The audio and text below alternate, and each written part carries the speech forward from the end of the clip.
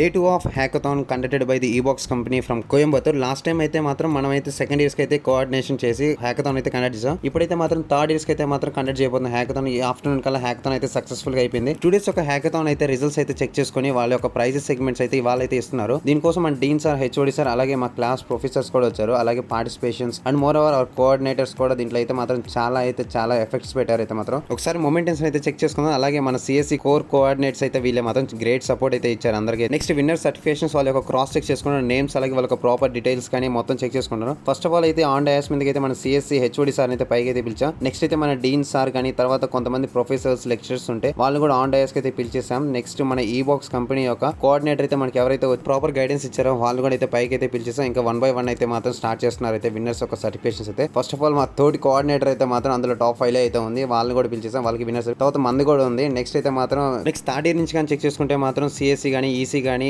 MCA కానీ different departments అయితే కానీ జాయిన్ అయ్యి ఉన్నారు. వాళ్ళు విన్నర్ సర్టిఫికేషన్స్ కానీ మిగతా సర్టిఫికేషన్ కానీ అందరికీ అయితే ప్రాపర్ గా 1 by 1 అయితే ఇచ్చాం. కొంతమంది అయితే ఈ రోజు ఆఫ్టర్నూన్ అని మాత్రం సాటర్డే పూట అయితే లేరు. నెక్స్ట్ అయితే మన డీన్ సార్ అయితే ఒక చిన్న స్పీచ్ సార్, ఆ తర్వాత మాకు మళ్ళీ డ్యూటీ చేశారు. ఈ డ్యూటీ కోసం అయితే ఆఫ్టర్నూన్ లంచ్ లేదు, ఏమీ లేదు. అయితే ఈవినింగ్ దాకా అయితే ఇక్కడే ఉండాల్సి వచ్చింది. ఇక్కడే వెయిట్ చేస్తుంది ఇంకా కాలేజ్ లోనే. ఈవినింగ్ కూడా మేము ఎప్పుడో 5:30కి ఆ టైంలో వెళ్ళాల్సి వచ్చింది. ఫుడ్ లేదు, ఏం లేదు. ఇంకా ఈవినింగ్ క్యాంటీన్ కి అప్పుడు వెళ్ళాల్సి వచ్చింది. That's it for today. For more videos like and share and subscribe. Next అయితే ఇంకా చాలా ఈవెంట్స్ రాబోతున్నాయి. Get ready.